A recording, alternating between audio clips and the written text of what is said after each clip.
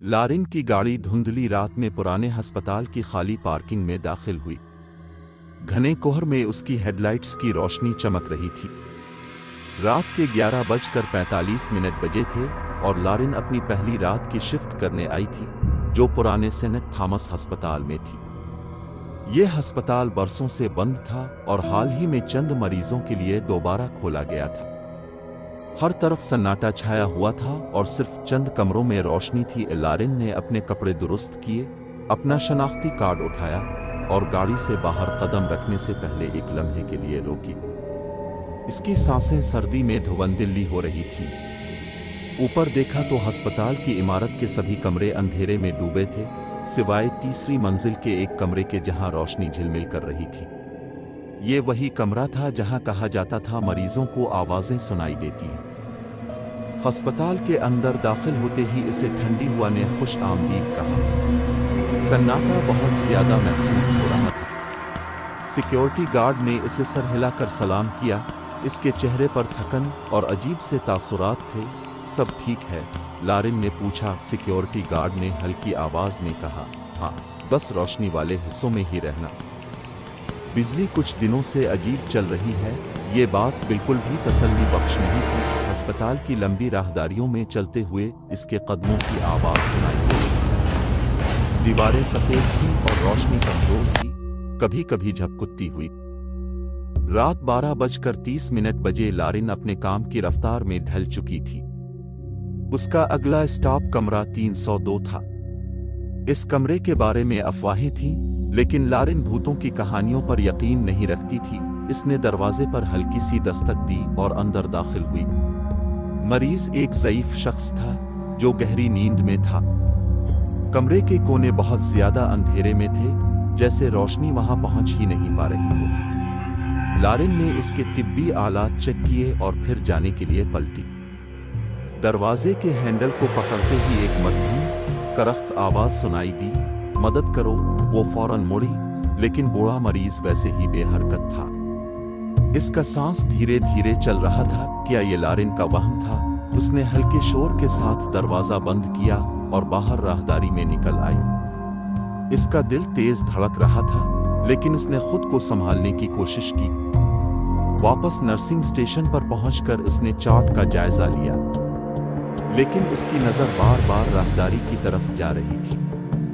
एक दफा फिर लाइट्स झपकी, लेकिन इस बार 3 सेकंड के लिए मुकम्मल तौर पर बुझ गई। अचानक दूर से किसी चीज के घसीटे जाने की आवाज आई। लारिन की सांस रुक गई। ये आवाज सुस्त और भारी थी, जैसे कोई चीज फर्श पर घसीटी जा रही हो। आवाज करीब आ रही थी। लारिन ने दराज से एक टॉर्च उठाई और उसे राहदारी की तरफ रोशनी डाली, लेकिन राहदारी खाली थी और आवाज भी रुक चुकी थी।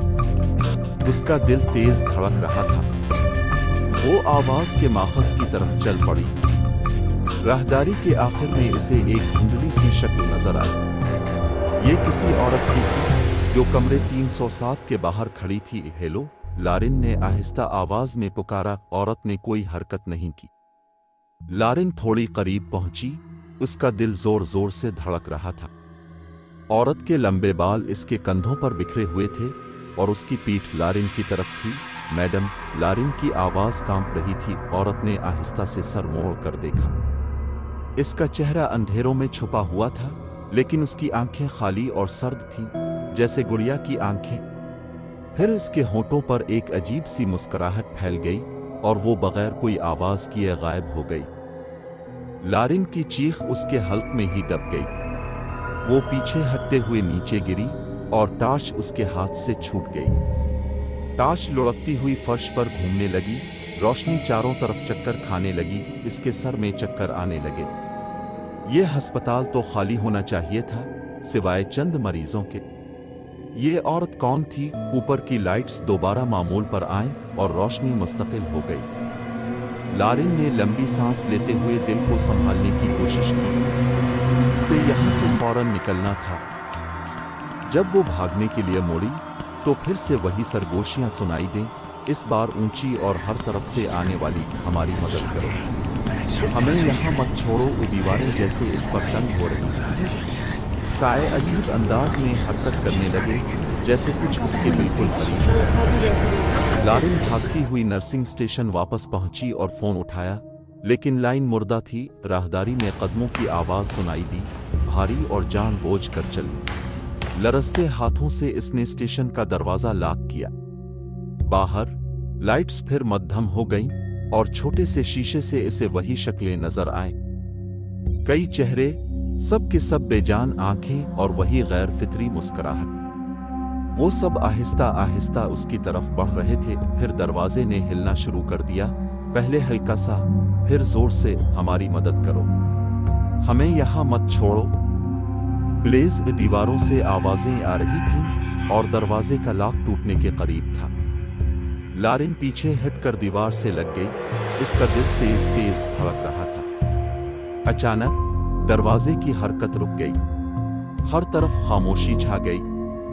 شاید یہ سب ختم ہو چکا تھا، لیکن پھر چھت سے ہلکی سی بوند گری جو اس کے کندھے پر ٹپکی۔ اس نے آہستہ سے اوپر دیکھا، چھت کی وینٹ سے وہی خالی آنکھیں نیچے گھور رہی تھیں۔ تو ہمارے چینل کو وزٹ کریں، لائک اور سبسکرائب کریں۔